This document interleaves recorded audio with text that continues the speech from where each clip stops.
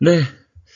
자, 이제 거의 이제 마지막 주제죠. 네, 이제 우리 저작권 침해에 대한 얘기를 하도록 하겠습니다. 자, 이 저작권 침해는 이제 몇 번을 좀 나눠서 얘기 해야 될 것 같습니다. 네. 그래서 먼저 어, 저작권 침해의 성립 요건과 판단. 왜냐면 좀 특성이 있기 때문에 뭐 그 외에 이제 구제라든가 이런 것들을 좀 구분할 필요가 있어서 뭐 길게 한 편으로 만드는 게 아니라 짧게 끊어서 네, 여러 편으로 예, 만들도록 하겠습니다.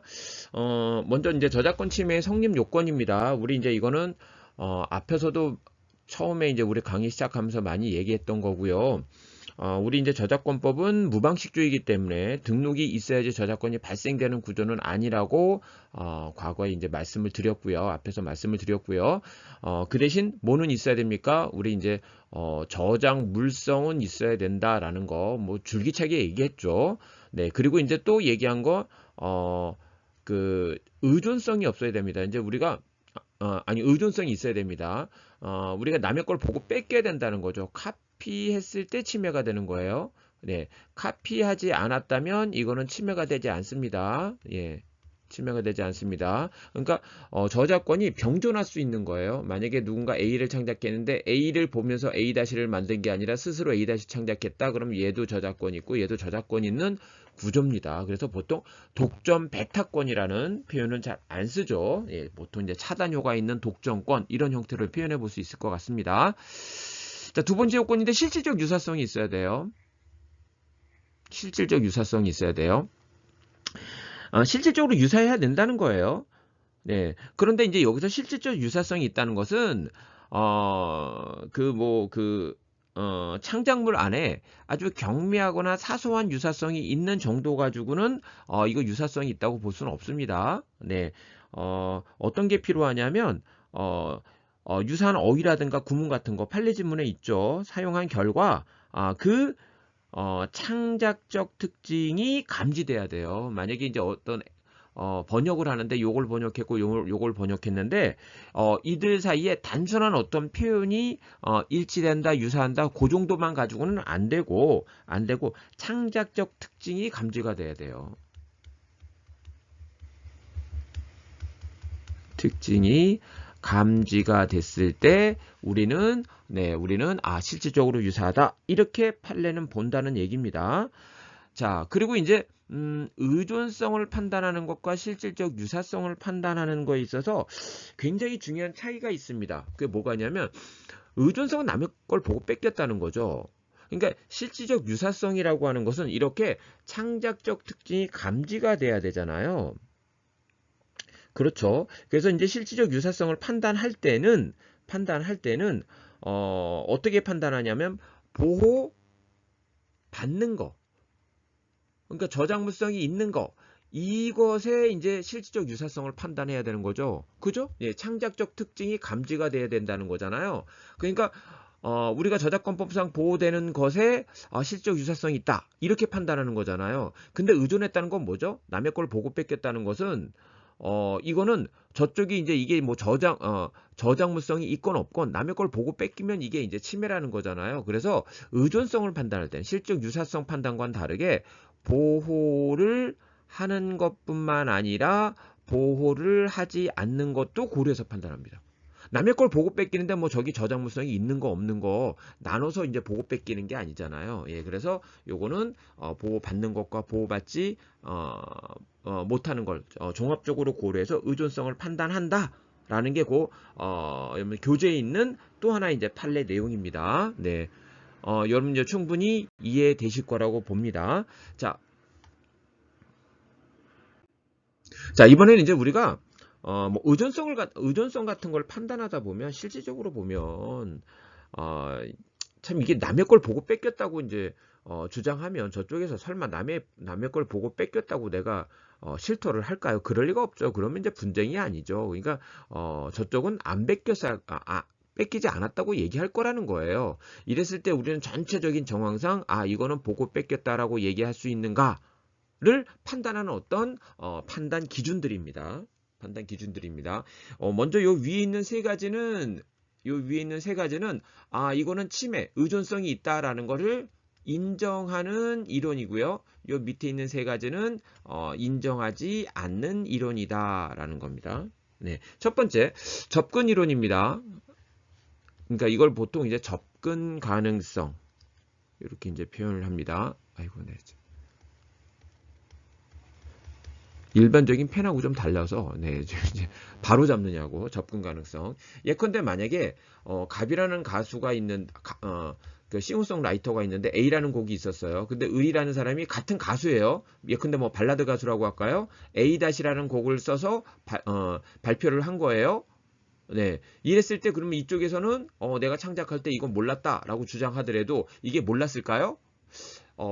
이 사람이 발라드 가수고 이 사람이 발라드 가수예요. 충분히 이제 선배 발라드 가수의 곡을 언젠가는 들었을 거라는 거죠. 그죠? 네, 그냥 충분히 이 음악을 접할 수 있었다. 예, 그렇기 때문에 이건 접할 수 있었기 때문에 이거는 네, 우리는 충분히 접근할 수 있었다. 그래서 침해가 아니다. 아니, 죄송합니다. 네, 요거는 접근할 수 있었기 때문에 이건 침해다. 의존성이 있다. 이렇게 인정하는 거죠. 자, 두 번째는 현저한 유사성이에요. 현저한 유사성은 그냥 실질적으로 유사한 정도가 아니라 현저하게 유사해서 아니 이걸 이렇게 미술 저작물을 그렸다고 근데 이거 보고 뺏기지 않고 이렇게 그렸다고 있을 수 없는 거야.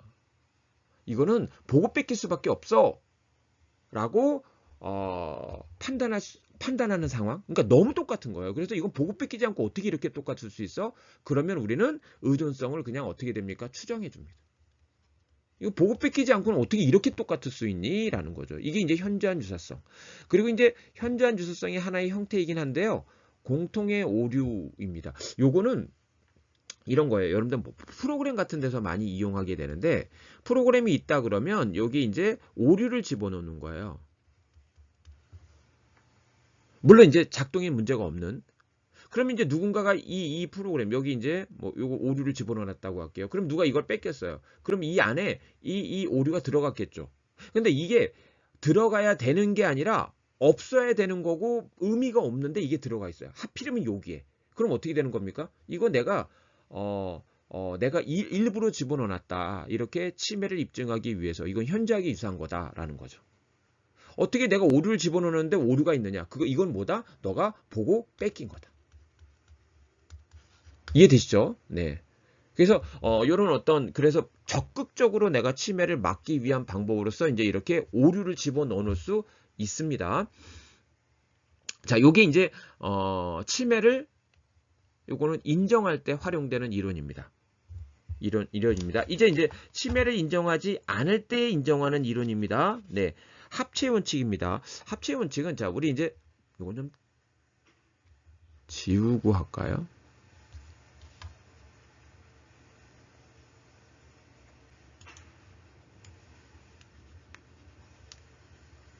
네. 조금 지우고 할게요.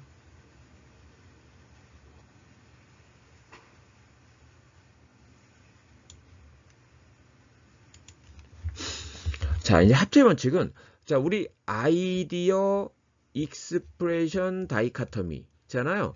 그죠? 아이디어를 보호하는 게 아니라 익스프레션을 보호한다라는 거죠. 그죠? 근데 이런 거예요. 우리가 보통 여기 이제 아이디어가 있는데 이 아이디어를 표현할 수 있는 방법이 아이고 다른 게 눌러졌어요. 네. 이렇게 표현할 수 있잖아요. 그러니까 우리가 보호하는 거는 이렇게 표현했을 때 보호한다는 거죠. 아무리 이 아이디어를 채용했다 하더라도 이렇게 표현했다면 이거는 저작권 침해가 아니라는 얘기죠. 그죠? 네. 그런데 합체 이론은 뭐냐면 표현이긴 표현인데 자, 이렇게 여러 가지로 이 아이디어를 여러 가지로 표현할 수 있는 게 아니라 이 아이디어를 표현한 방법이 이렇게 하나로만 표현할 수 있는 거야. 굉장히 제한적인 거죠. 자, 이랬을 때 이거 표현 방법이 표현이 동일한 실질적으로 유사하다고 해서 이걸 침해를 인정하게 되면 너무 과보가 된다는 겁니다. 네. 그래서 예, 이런 경우는 저작권 침해로 보지 아니한다. 그러니까 표현이 동일하다 하더라도 이 아이디어를 표현할 수 있는 방법이 이 방법밖에 없다. 네. 그렇다면 이거는 저작권 침해 아니다. 이거밖에 없는데 어떻게? 표현을 이렇게밖에 못 하는데 요걸 뭐라고 합니까? 요걸 이제 합체 원칙이라고 얘기하고 있습니다. 네. 이러면 이제 침해 아니다. 사실상 표준입니다. 이거 사실상 표준은 원래 이렇게 아이디어가 있으면 익스프레션이 이렇게 여러 가지로 표현할 수 있었는데 그 이후에 사실상 표준이 돼 버린 거야, 이게. 그러면 이렇게밖에 표현을 실질적으로 못 하게 되는 거죠. 이런 경우도 이제 이거는 저작권 침해라고 보기는 어렵다라는 겁니다. 자, 그다음에 필수 장면입니다. 필수 장면은 우리가 이제 어떤 창작을 할 때 이 장면은 들어갈 수밖에 없는 거예요. 아주 전형적으로 이렇게밖에 표현할 수 없는 거. 이런 것까지 우리는 독점을 시켜주면 안 되는 거죠. 그러니까 표현이 이거밖에 없다. 이게 똑같은 얘기죠. 이게 사실은 약간 표현을 달리하는 것 같지만 결국은 동일합니다. 그러니까 결국은 아이디어를 보호하고 익스프레션을 보호 안 하는데 이 익스프레션이 다른 방법이 없는 거예요. 사실상 표준이 돼버린 거예요. 필수 장면인 거예요. 이런 경우까지 우리는 저작권 침해를 인정하느냐? 안 된다. 그러니까 표현을 다양하게 할 수 있었을 때, 그 아이디어를 표현을 다양하게 할 수 있었을 때 그 표현까지 이제 우리가 실질적으로 유사했다면 침해인 거지. 다른 방법이 있는데 다른 방법이 없이 이 아이디어를 표현할 수 있는 방법이 이거밖에 없는데 이걸 어떻게 침해라고 인정합니까? 다 그렇게 써야 되는 거죠. 네, 그래서 이런 경우는 침해가 아니다라는 겁니다. 네, 그래서 과거에 이런 그 사건이 있었어요. 여러분들 저기 김수현 씨라고 해가지고 유명한 극작가 계시죠? 이분이 뭐 사랑이 뭐길래 이런 거 썼던 아주 가족 드라마의 이제 최고의 이제 극작가죠.